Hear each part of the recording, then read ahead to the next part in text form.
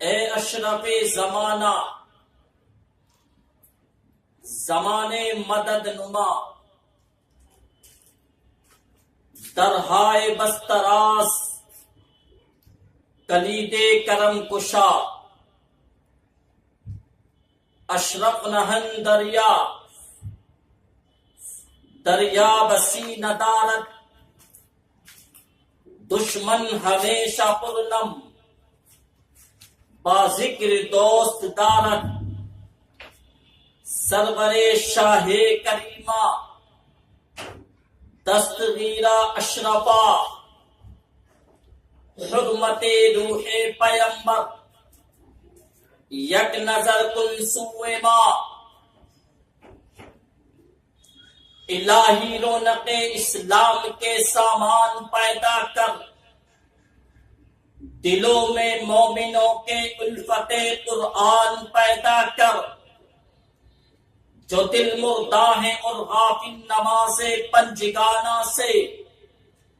الہی اپنی رحمت سے تو ان میں جان پیدا کر،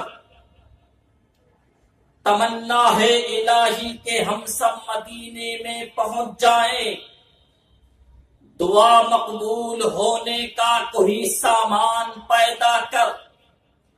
الہی اب مٹا جاتا ہے انصاف اس دنیا سے،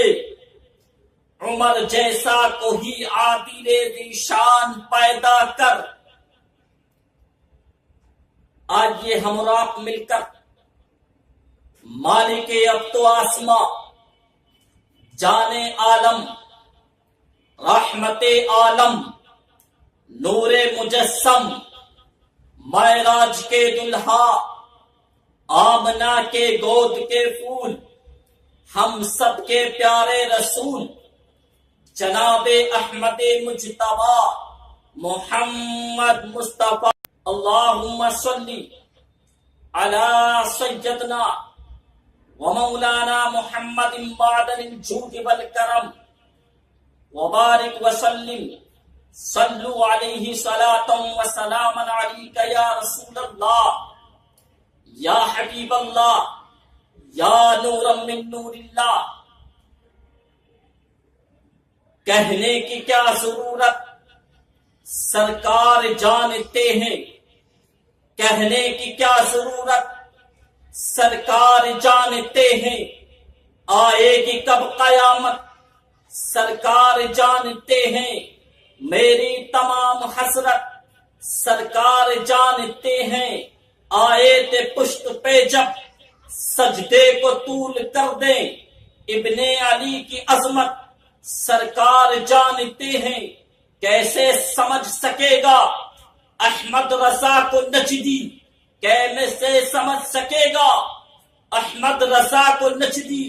کیا کیا ہے اعلی حضرت، سرکار جانتے ہیں، سرکار جانتے ہیں، سرکار جانتے ہیں۔ حضرات محترم، یہ مقدس مہینہ ربیع الاخر، اس کو ہم غوث اعظم رضی اللہ تعالی عنہ کی 11ویں شریف کے نام سے جانا جاتا ہے، اور اس مقدس ماہ میں 11 تاریخ کو حضور سیدنا شیخ عبد القادر جیلانی بغدادی رضی اللہ تعالی عنہ کے نام پر محفلوں کو سجاتے ہیں، محفلوں کو مناتے ہیں، اور انہی کے نام سے قرآن خوانیاں کی جاتی ہیں۔ تو اس پاکیزہ مقدس محفل میں بھی حضور سیدنا شیخ عبد القادر جیلانی بغدادی رضی اللہ تعالیٰ عنہ کی سیرت پر کچھ گفتگو کرنا ہے۔ میں نے آپ حضرات کے سامنے اللہ تبارک و تعالیٰ کے مقدس کلام پاک کی آیت پڑھنے کا شرف حاصل کیا ہے۔ اللہ تبارک و تعالی اپنے قرآن مجید و فرقان حمید میں ارشاد فرماتا ہے، یا ایھا الذین آمنوا اتقوا اللہ وَكُونُوا مَعَ الصَّادِقِينَ کہ اے ایمان والو، اللہ تبارک و تعالی نے اس آیت مقدسہ میں کسی اور انسان سے نہیں کہا، نہ کسی کافر سے کہا، نہ کسی منافق سے کہا، بلکہ رب نے اس سے کہا جو رسول کا کلمہ پڑھتا ہے۔ رب نے اس انسان سے کہا جو اولیاء اللہ کو ماننے والا ہے۔ رب نے اس انسان سے کہا کہ جو نبیوں کو ماننے والا ہے، جو رسول کا امتی ہے، ان سے کہا کہ اے ایمان والو،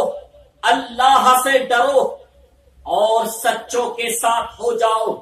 اب سچوں کی جماعت جو ہے وہ صالحین کی جماعت ہے، سچوں کی جو جماعت ہے وہ شہداء کی جماعت ہے، سچوں کی جو جماعت ہے وہ نبیوں کی جماعت ہے۔ اب ہمیں غوث اعظم رضی اللہ تعالیٰ عنہ کی دامن کو تھام لینا چاہیے، اس لیے وہ سچے ہیں۔ قرآن نے شہادت دے دی کہ وہ اولیاء اللہ سچے ہیں۔ اب ہم نے غوث اعظم رضی اللہ تعالیٰ عنہ کو کہ دامن کو تھام لیا، تھامنے کے بعد میں اب ہمیں دامن تو تھاما،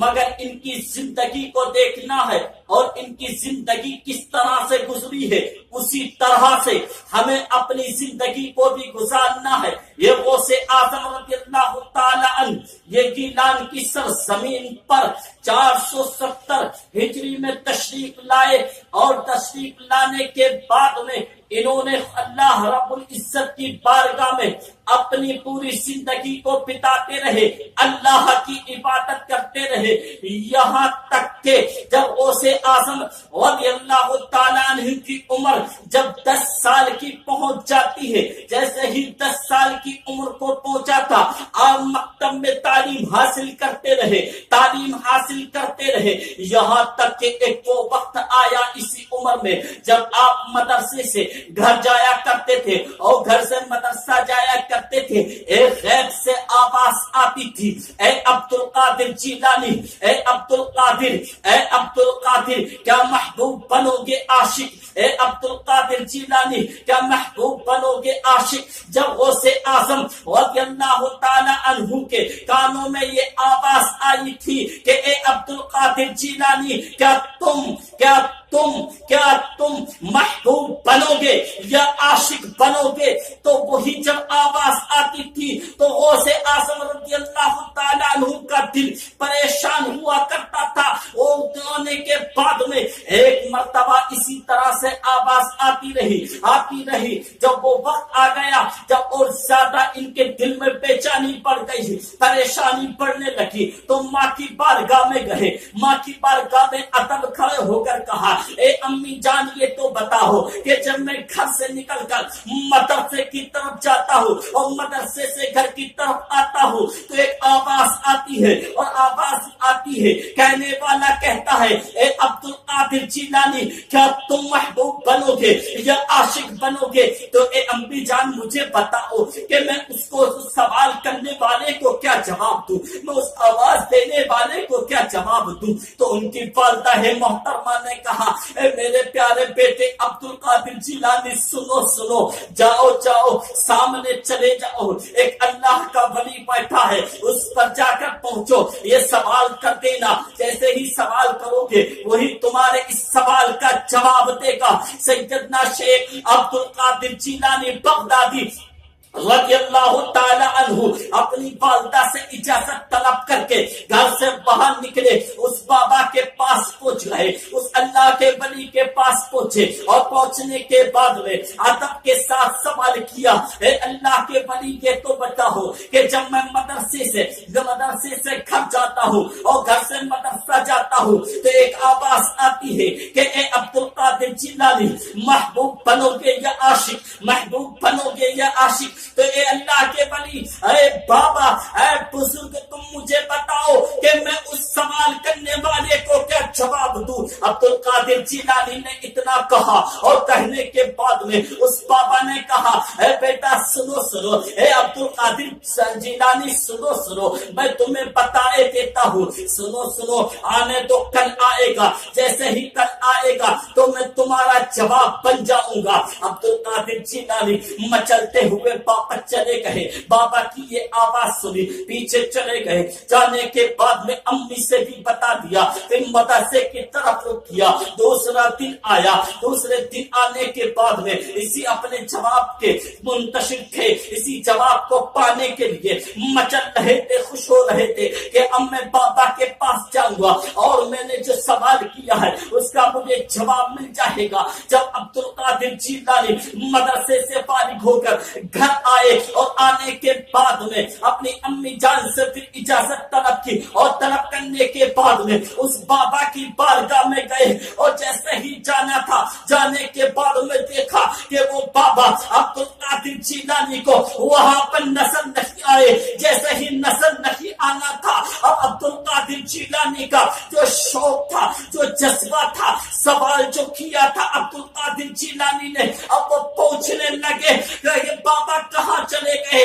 بیزاروں قطار رونے لگے، لوگوں سے مطالبہ کیا، لوگوں سے پوچھنا شروع کیا کہ یہ بابا کہاں چلے گئے، یہ بابا کہاں پہنچ گئے۔ اتنا کہنا تھا، لوگوں نے کہا اے عبد القادر جیلانی سنو سنو، ان بابا کا تو انتقال ہو گیا ہے، وہ بابا تو اس دنیا سے چلے گئے ہیں۔ ان بابا کو پوچھا گیا وہ ان کی جن قبر کہاں پر ہے، وہ کہاں پر دفن کیے گئے ہیں۔ لوگوں نے کہا اے عبد القادر جیلانی سنو سنو، اگر تم سننا چاہتے ہو تو سنو کہ عبد القادر جیلانی وہ بابا انتقال کر گئے، مگر ہمیں معلوم نہ تھا کہ وہ کون سے مذہب کے تھے، کس کو ماننے والے تھے۔ کبھی ہم نے انہیں نہیں دیکھا کہ انہیں نماز پڑھتے ہوئے نہیں دیکھا، کبھی کلمہ پڑھتے ہوئے نہیں دیکھا، مگر سنو عبد القادر جیلانی کہ ہم نے ان کی لاش کو جو ہے جنگل میں ڈال دیا ہے، جاؤ فلاں جنگل میں چلے جاؤ، وہاں پر اس محبوب سے جا کر جس کی تم طلب کر رہے ہو،